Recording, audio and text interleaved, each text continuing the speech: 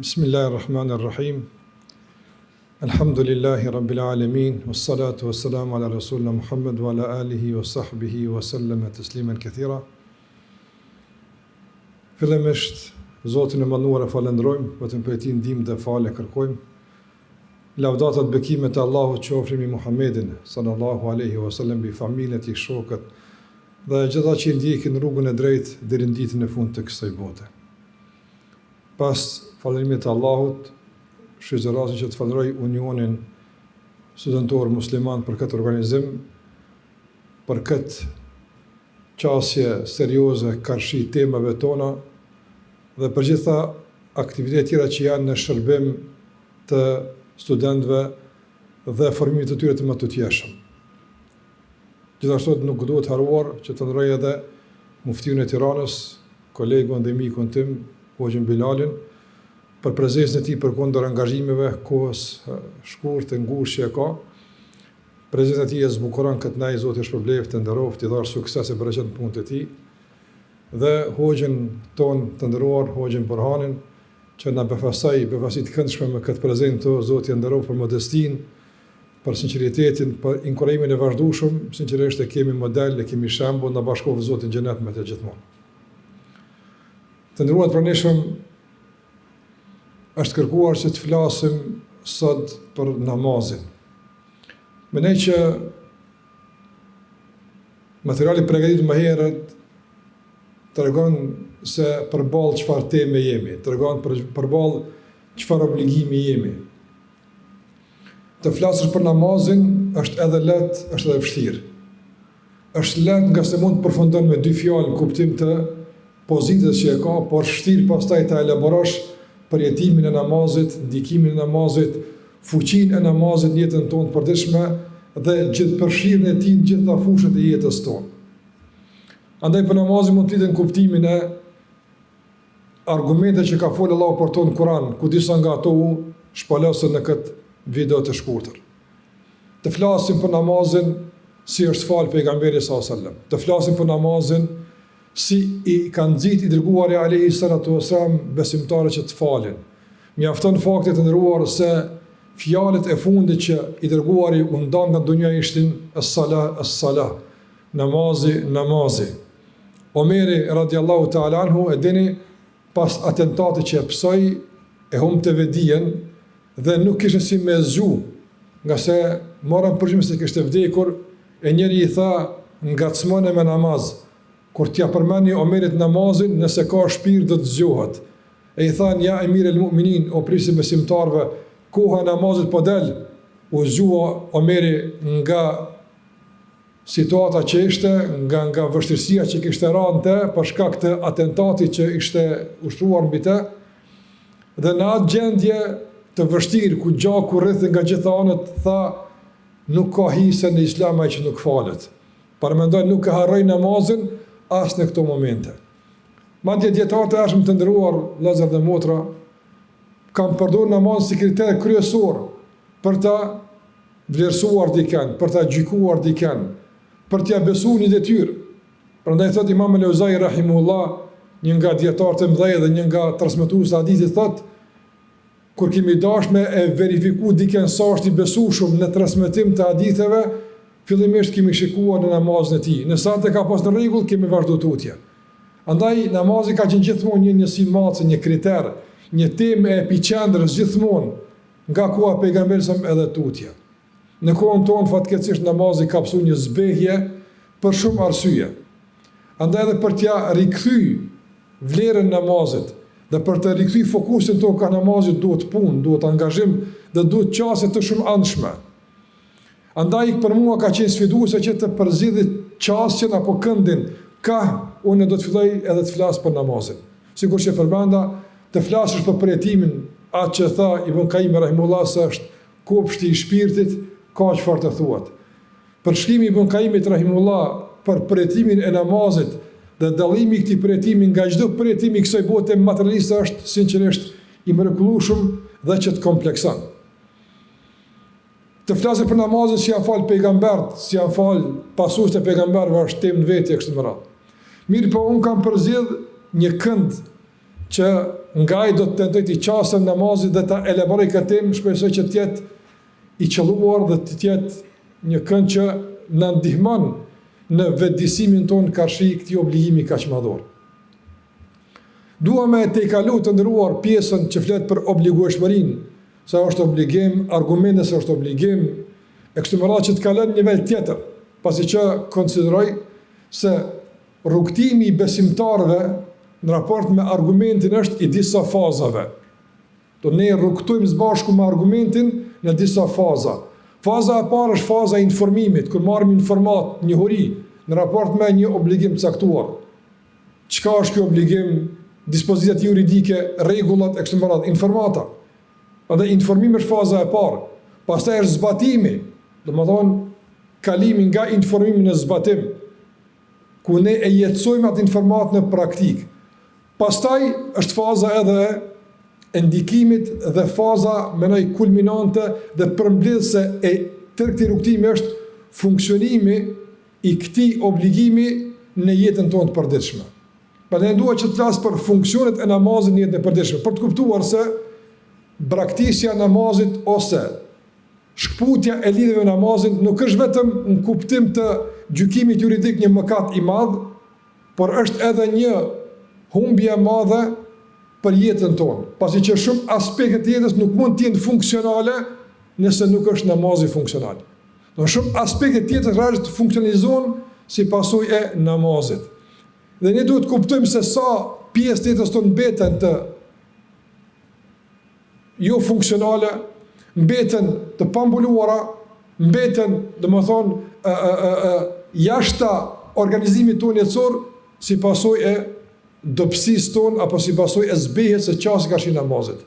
Dhe mëse kjo qasja është skajshmit e rëndësishme që ne përmes saj mund të kuptojmë dy gjëra me rëndësi. E para, kuptojmë fuqinë e adhurimeve për organizimin e jetës, dhe e dyta, të nderuar, kuptojmë se udhëtimi dhe rrugtimi jonë me një obligim nuk përfundon tek zbatimi, por vazhdon tutje tek funksionimi i këtij adhurimi në jetën tonë të përditshme. Pra një shkputje që po ndodh në jetën tonë mes zbatimit edhe funksionimit, realisht na ka bërë që të mbetemi në gjysmën të rrugës. Duhet të vazhdojmë tutje rrugtimin që realisht përmes adhurimeve, duke filluar nga besimi në Allahun e adhurimet e tjera, e në veç atij namazi, të organizojmë jetën tonë, që adhurimet të kenë karakter edhe organizativ, jo vetëm zbatim dhe jetësim në praktik. Ka shumë aspekte tjetër që realisht mund të përmenden në këtë qasje, unë dua t'i përmendoj disa nga ato të nderuar të pranishëm. Fillimisht, mendoj se sot nga problemet që i kemi është dhe nga kriza që me to ballafaqohemi e konsiderojmë veçanti rinia jonë është aspekti i temave me çka ata mirën. Cilat janë temat tona, cilat janë diskutimet tona, cilat janë brengat tona, çfarë është ajo që na bën përshtypje, çka është ajo që na ushqen me ambicie dhe me vullnet. Allahu xhallahu ala përmend në Kur'an se namazi përbën temat, ose është temë e epicendrës, është temë bazike. Gjitha temat sillen rreth namazit. Andaj, nëse ne e kuptojmë namazin si duhet, dhe se namazi është funksional jetën tonë si duhet, realisht funksionalizimi i namazit në jetën tonë do të bën që edhe tema që mirë me to do të jenë tema të nivelit të namazit, e jo tema të nivelit shumë më të ulët se që i takon një besimtare po besimtare. Sot atu vallë, rreth çkafit ne diskutojmë. Çka është ajo që na brengos? Dhe shpeshherë zhgënjehemi me temat tona, ku jemi, për çka flasim, cila është brenga jonë. Andaj, për ta normalizuar situatën të nderuar dhe për ta rikthyer vëmendjen ku duhet dhe për të marrë me tema që na takojnë, mendoj që rrugtimi drejt kësaj ngritje është përmes namazit. Do të sjell disa shembuj për këtë që po flas për të. Fillimisht, Allahu te bareke ve teala kur i shpalli Musait alayhi salam shpalljen, ja tregoi temat kryesore të kësaj shpallje. Inneni ana Allah. Un jam Allahu.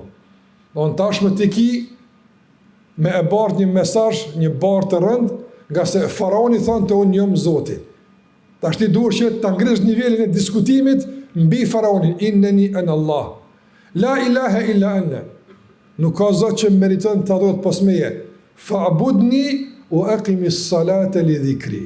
Këto janë temat. Unë jam Allahu dhe treguesi kryesor se e keni kuptuar se unë jam Allahu është fa'budni. Vetëm mua më adhuro.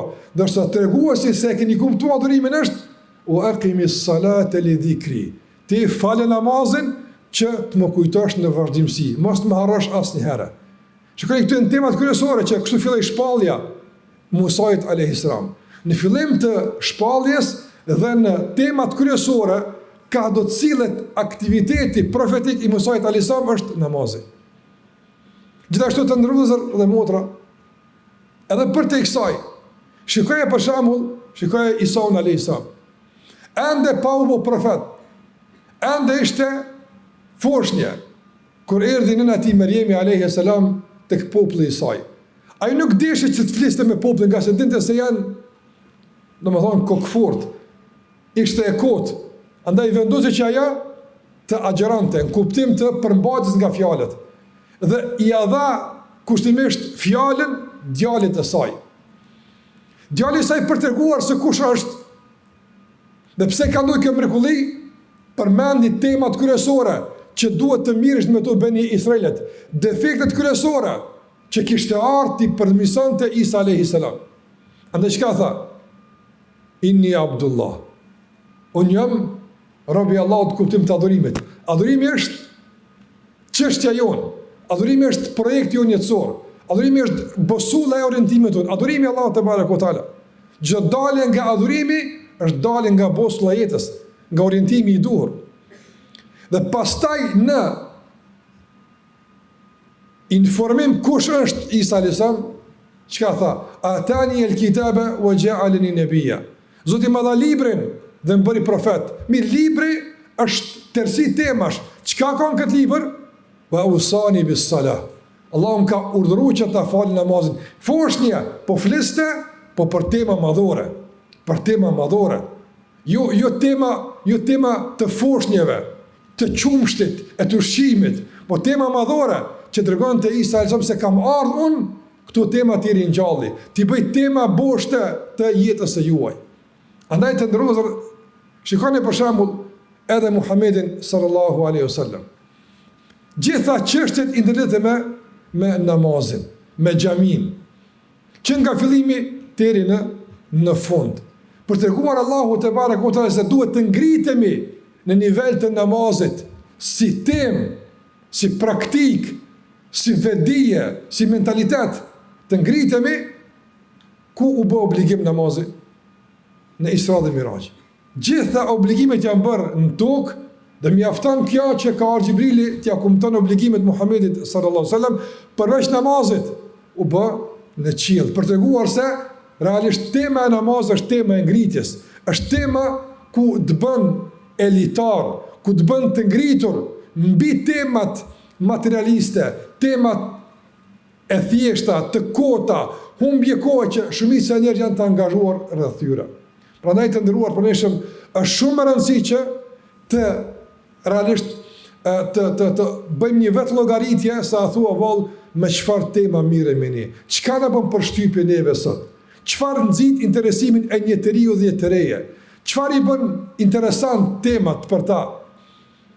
Çfarë mund të nxit ambicia dhe deri në çfarë niveli mund të shkon ambicia e një periudhë të reje? Mund të shkon deri diku, por fatkeqësisht në shumicën e rasteve nuk te i kalon aspektin material të kësaj dunjaje apo. Andaj edhe shumë shembuj që sot na i përdorim në jetë e përditshme, janë shembuj që kulmi i suksesit nuk te i kalon aspektin material. Këta janë shembuj për shumë rini.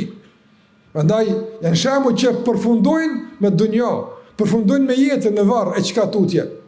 Na duan tema që na ngritin në nivelin e Firdausit, në nivelin e qiellit, në nivelin atje ku u bë obligim tek Allahu xhallahu ala namazi drejtuar Muhamedit sallallahu alaihi wasallam. Prandaj nuk mund të jenë këto tema funksionale, nuk mund të jemi ne kështu të ngritur, nuk mund të jemi kështu të organizuar me interesimin ton karshi temave të këtilla, nëse nuk është lëvizës i tërë kësaj namazi. Është namazi çështje e madhe. Prandaj tha pejgamberi sallallahu alaihi wasallam, "As-salatu khairu mawdu." Namazi është çështja dhe tema më e rëndësishme. Nuk ka tema e madhe për neve se namazi. Dhe pejgamberi sa të ndërua të edhe në moment të vdekjes, kishte probleme të shumta me smundjen, kalonte në agoni të vdekjes, i binte të fikë shpeshherë, dhe këndille me ujin që kishte afër. Por posa zgjohej nga agonia, çfarë thonte? A janë fal njerëzit. A janë fal njerëzit. Madje një natë i erdhi shpallje për një ngjarje të madhe, të rrezikshme që i pret njerëzimin, dalja e Yexhuj me Xhuxhit. Dalja e popullit shkatrimtar në fund të kësaj dunjaje. Dhe çfarë bëri pejgamberi sallallahu alajhi wasallam? U ngrit nga gjumi dhe tha la ilaha illallah. Bëri dhikr Allahun azza wa jalla dhe tha mirë për arabët për shirin që është afruar. Për njerëzit përgjithësi, po foli për arabët në kuptim të asaj kohe që ishin njerëzit që e kanë rrethuar. Nga se tha është hap vrima nga do të dalin Yexhuj me Xhuxhi. Shiri po vije, çfarë tha pejgamberi son? Ejqidhu sawahib al-hujurat. Zgjani banorët e dhomave gratë që të falë namaz natë. Andaj mbrojtjen dhe rezistencë ka qenë një temë kaq të madhe, shkatruese për njeriu e ballavaçe me namazin pejgamberit sallallahu alajhi wasallam.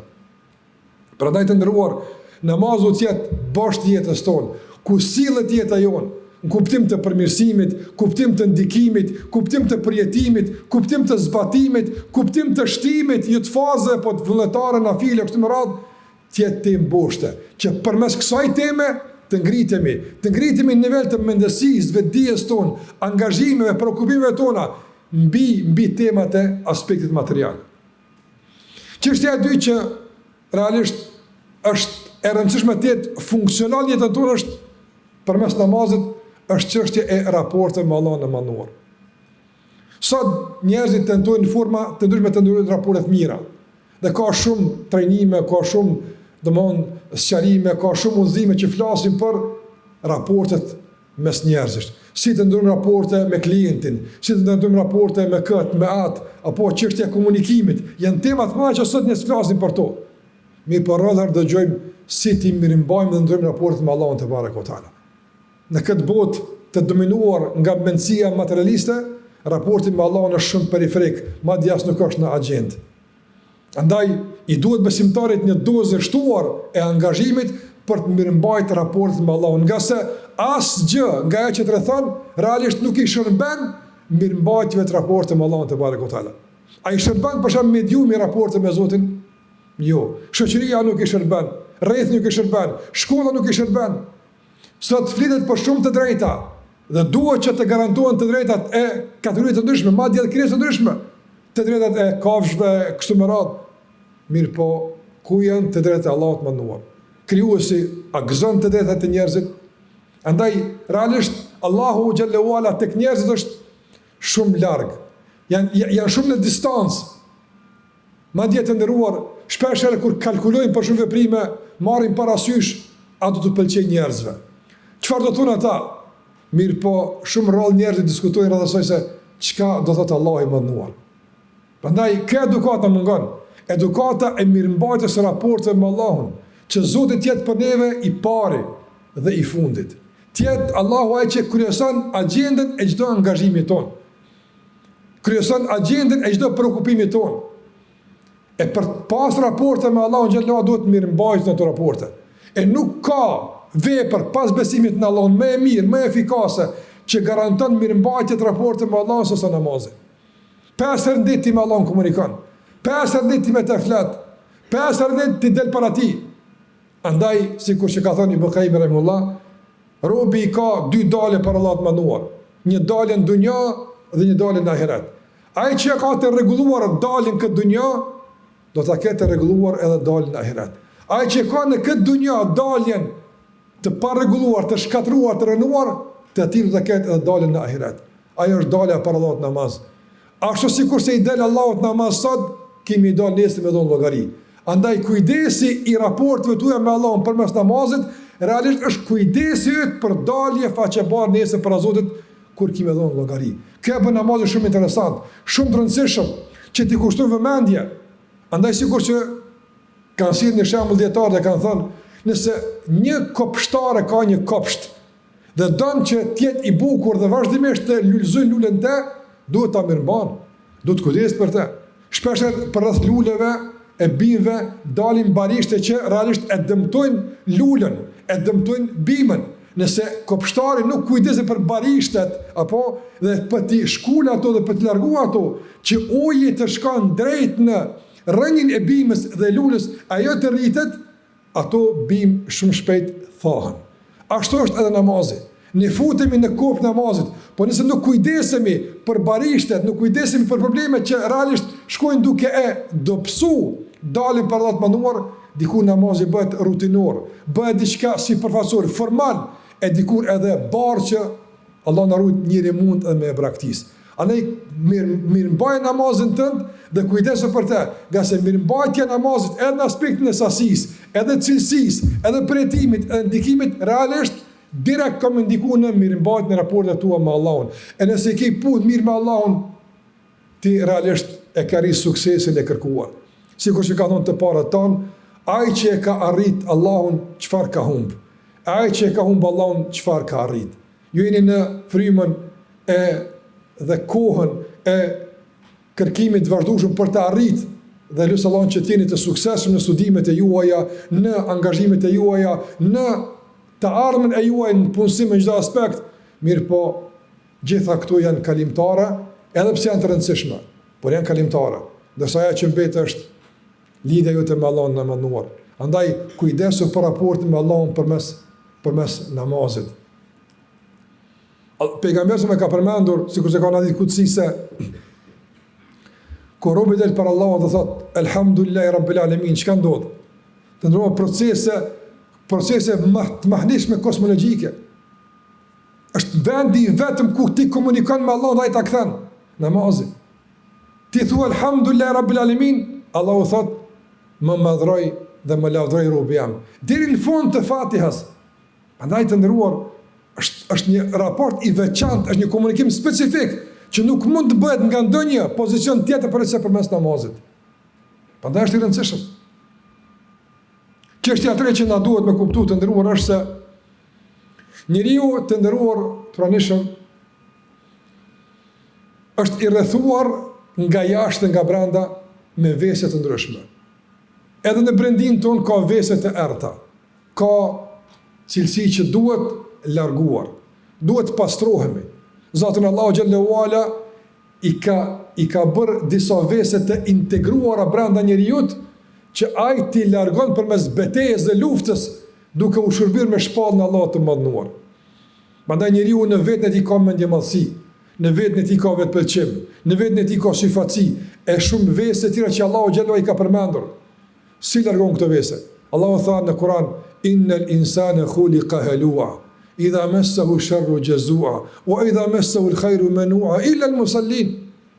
Allahu tha: "Innal insana khuliqa halua." Njeriu është i krijuar me prirje për të kapur nga paniku, për të kapur nga situata që nuk mund t'i menaxhon si duhet. Idha massahu sharru jazua. Nëse e kam ndonjë keqe, ka paniku, çfarë më gjet, çfarë do ndodh e kështu me radhë. Nëse kam ndonjë mirë, bëhet dorështreguar, ka frikë se e humba të mirë. Do gjithmonë është në situata të një frikë të caktuar, o në kërkim të një të mire, o në rujtje të asaj të mire. Nuk ka jetë të qetë, nuk ka jetë stabile. Për shkak se i ka këtu vese që duhet punuar për të larguar. E si largon? Allahu tha illa al-musallin. Përveç ai që është namazli, ai që falet e kontrollon veten e tij, e menaxhon veten e tij, e largon veset shumëta. Dhe për këtë pejgamberi e ka ilustruar në mënyrë të mrekullueshme ndikimin dhe funksionin e namazit në jetën e besimtarit, ashtu sikurse e keni të njohur shembullin e lumit, kur pejgamberi i tha sahabëve të pranishëm, tha, nëse një njeri afër shtëpisë tij e ka një lum dhe 5 herë në ditë lahet te, a mbetet në dytësirën te? Tha, jo ja Rasulullah. Tha, kështu është namazi. 5 herë në ditë më u fal, pastrohesh nga shumë vese, nga shumë të këqija.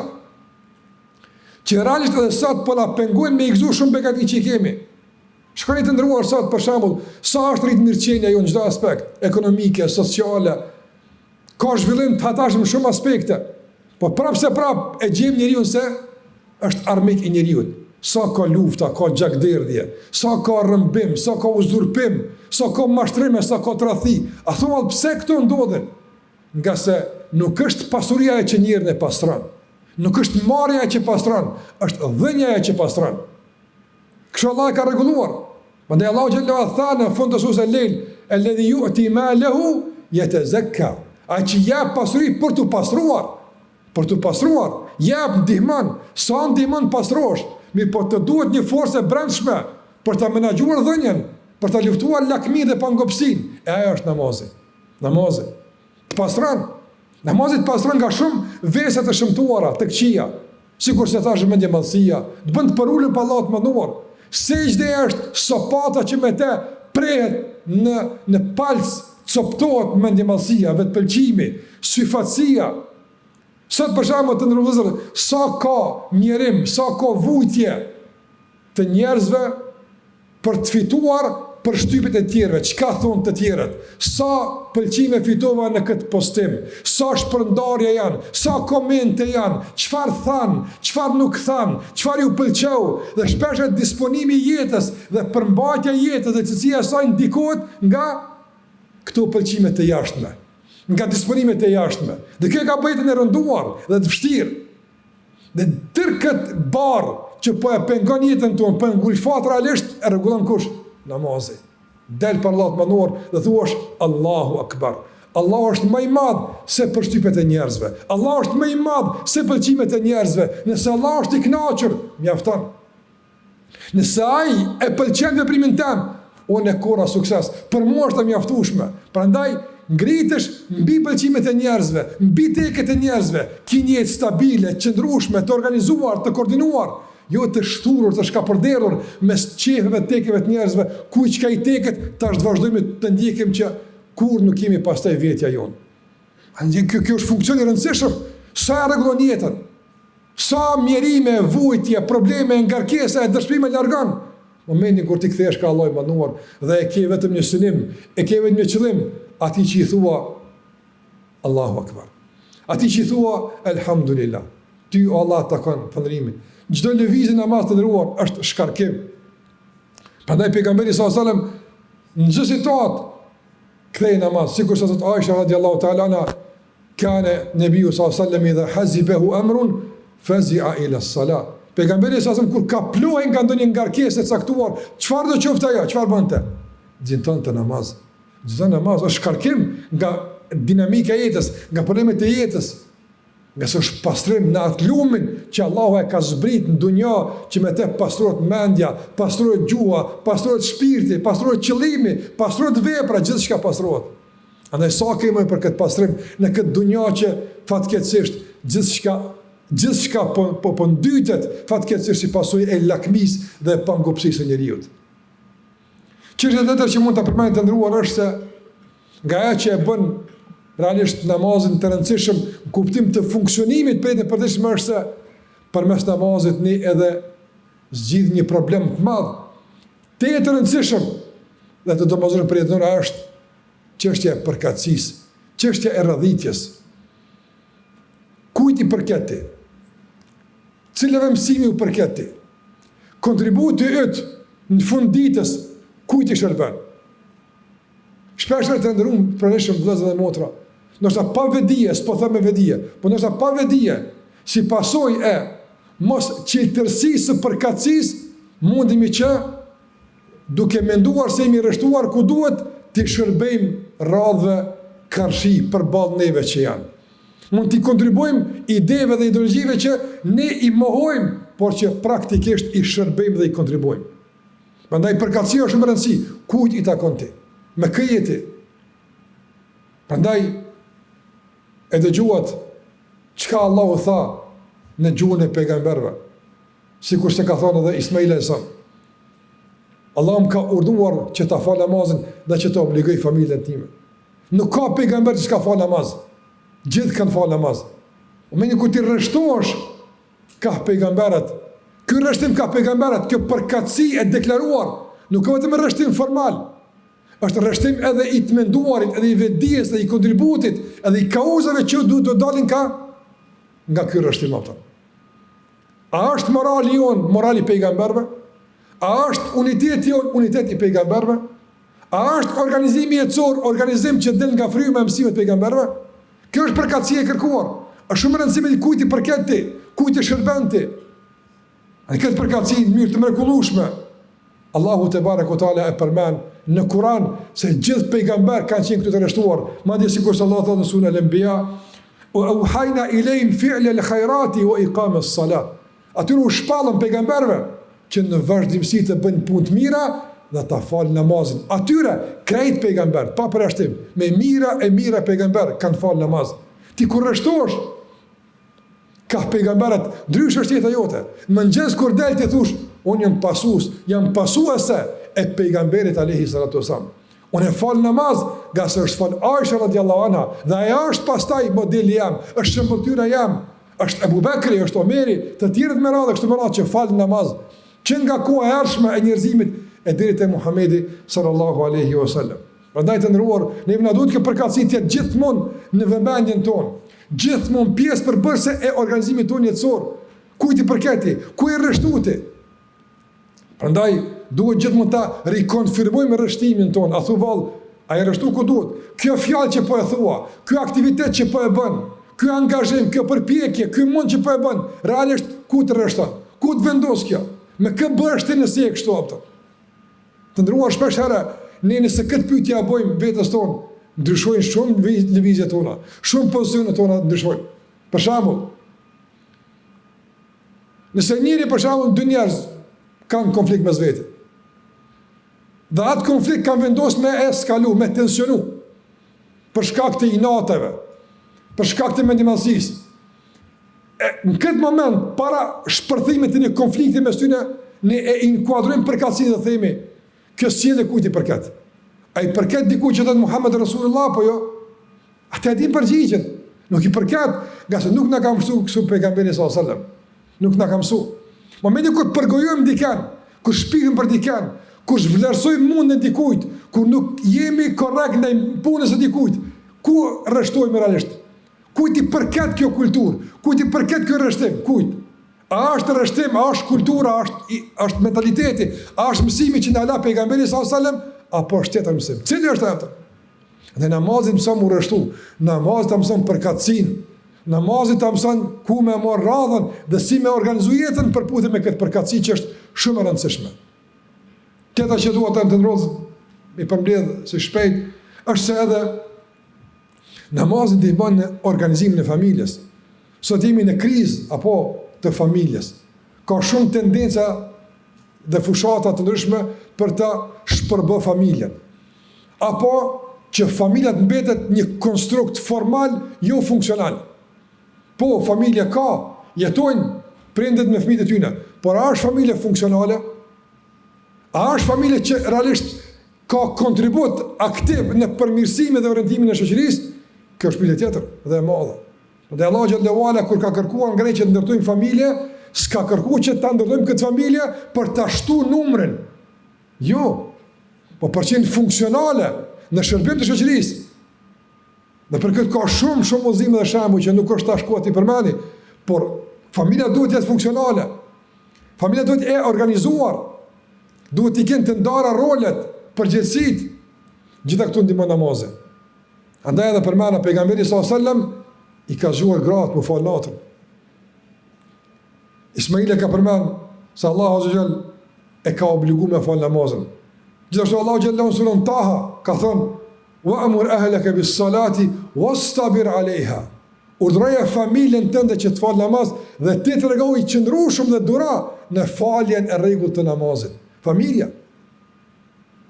Komunikimi i dur edukativ me fëmijën kalon përmes namazit. Ku tha pejgamberi sa urdhroni fëmijët e juaj që të falin kur i kanë 7 vjet e kështu me radhë. Prandaj namazi është gjithmonë në çdo udhëzim edukativ me familjen tonë. Madje edhe namazi është tregues i raporteve të mira bashkëtorë. Ku tha pejgamberi sallallahu alajhi wasallam se Allahu i qeshet bashkëtorëve kur ata e zgjojnë njëri tjetrin në namaz natë.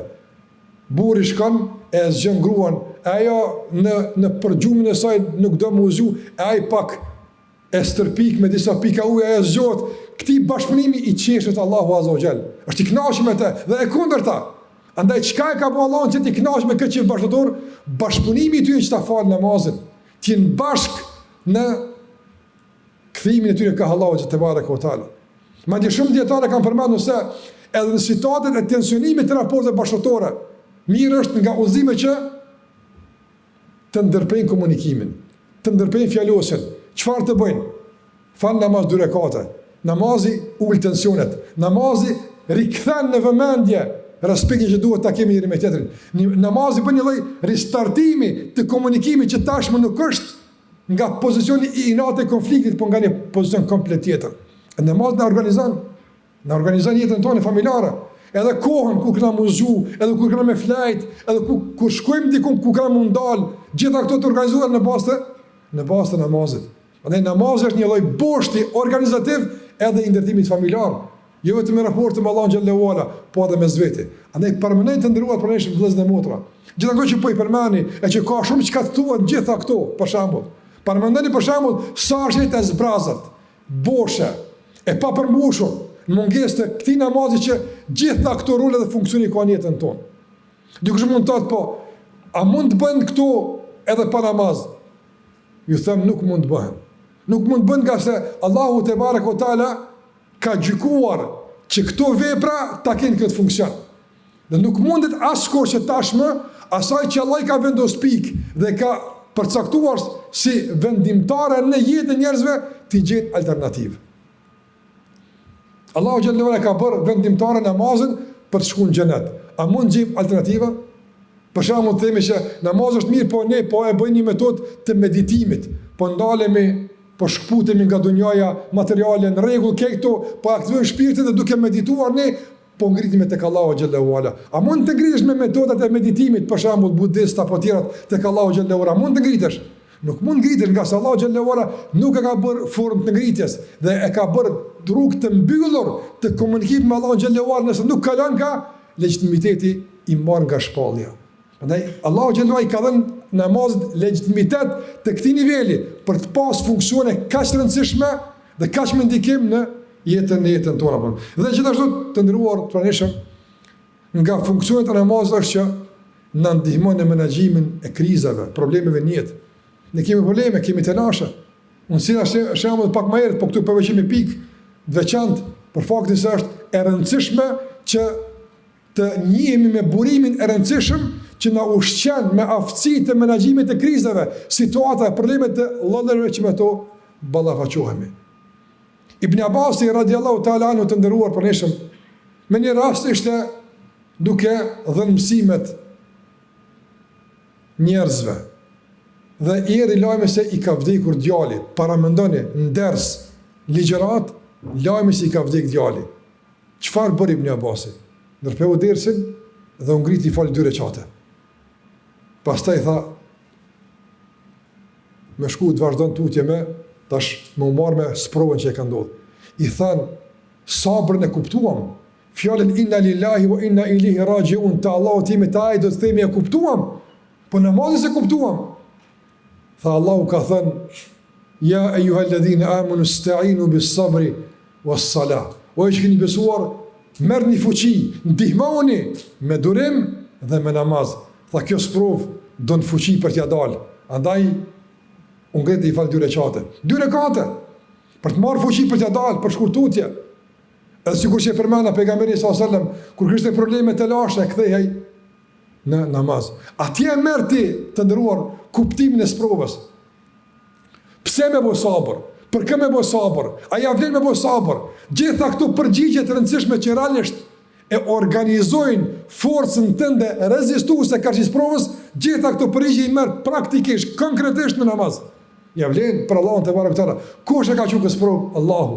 Kush për këtë provë shpërblen? Allahu xhallahu ala. Këto përgjigje më së miri me ndikim shpirtënor në thellësitë të shpirtit të zemrës i merr namaz. Nëse vetë Allahu ka thënë istainu bis sabri was salah. E shumë të tjera. Sikur që i keni në Kur'an. Dhe në fund të ndërruar për du më përmend edhe një funksion të rëndësishëm që është shumë më i rëndësishëm, por që fatkeqësisht shumë periferik apo madje fare prezident në jetën tonë të përditshme. Cili është ai? Nga problemet me temat tona të ndëruar të përneshëm, me tema që kemi është edhe tema e armikut. Kush është armiku jonë? Kush është armiku jonë? Kush është ai që duhet ta luftojmë në vazhdimsi pa kompromis? Kush është ai që e sjell çdo sherr në mesin tonë? Kush është ai? Kush është ai që nuk po na lë rahat me zvete, nuk po na lë rahat me begatit, nuk po na lë rahat me Zotin tonë? Kush është ai? Cili është ai armik që duhet luftuar pa kompromis? Nuk ka paqe me te, nuk ka marrëveshje. Cili është ai armik? Shejtani mallkuar.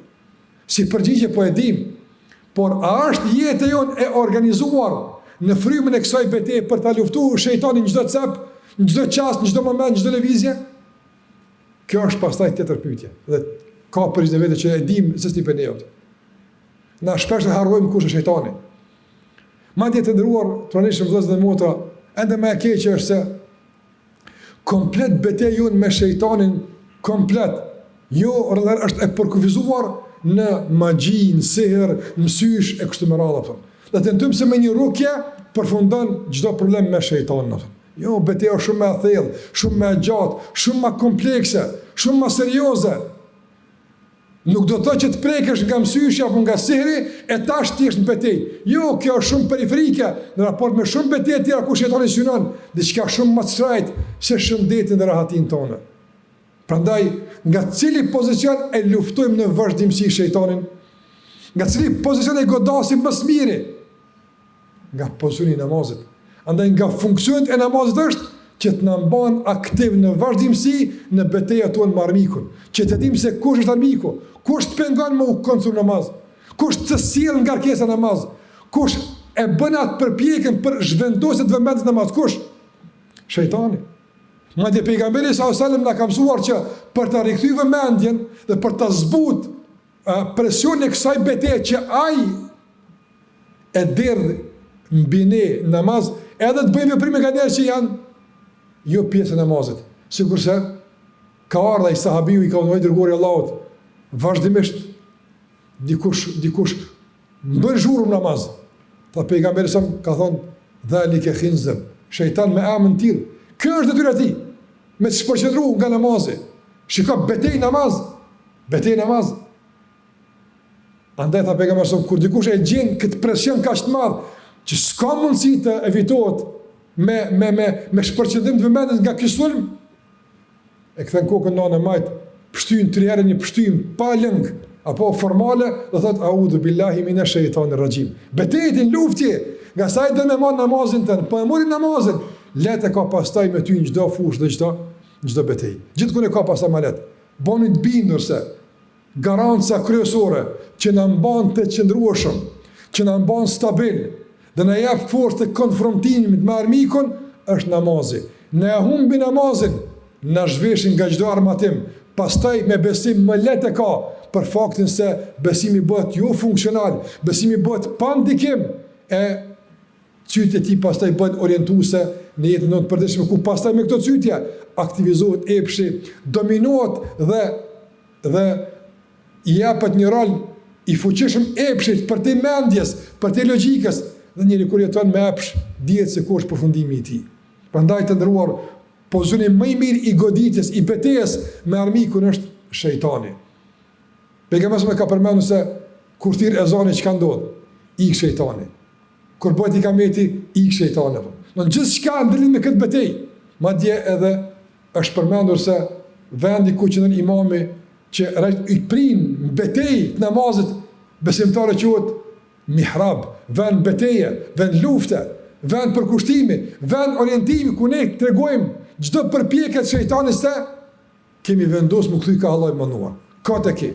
Kemi vendosur individualisht dhe kolektivisht t'i kthejmë Allahut te barekutaala.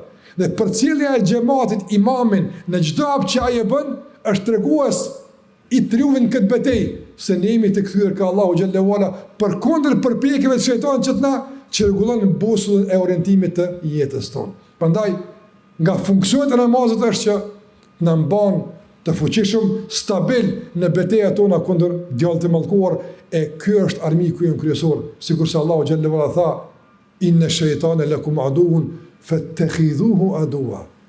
Shejtani është armiku juaj, po s'përfundon këtu lajmi të ndëruar, s'përfundon këtu informata, po Allah tha, fattakhidhuhu aduwwa. Andaj, trajtojeni si armik, luftoni si armik, nga gjitha pozicionet, e pozicioni më i fuqishëm, më i rëndësishëm, më i efikas, i goditjes ndaj shejtanit është kur ti je namaz, kur ti i kthym ka Allahu te barekuhu teala, kur ti i mbrojtur me mbrojtjen e Allahu xhallahu ala nga se i kthyr ka Allahu dhe i lidhur me të.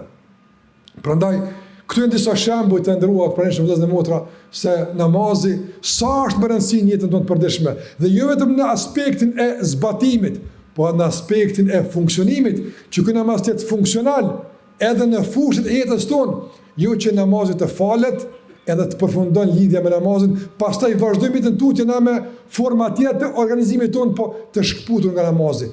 Duhet jemi të lidhur me namaz, edhe kur jemi brenda tij, por edhe kur jemi jashtë tij, nga se kështu tha pejgamberi sallallahu alajhi wasallam, këtë po e përfundoj, tha pejgamberi sallallahu alajhi wasallam, për ata 7 persona që kanë me qenë në hijen e Allahut, të privilegjuar, të ngritur, të nderuar ditën e gjykimit, janë ata që qalbuhu muallaqun bil masajid.